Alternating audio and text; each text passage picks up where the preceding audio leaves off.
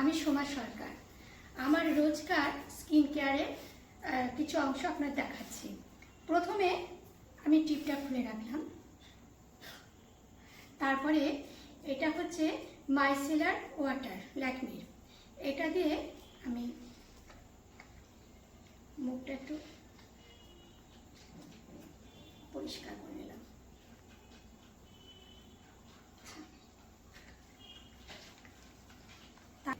এটা হলো skin toner.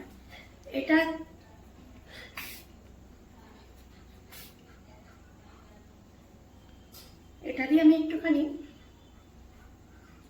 গালে লাগিয়ে নিলাম। তারপরে এটা হচ্ছে ময়শ্চারাইজার ক্রিম।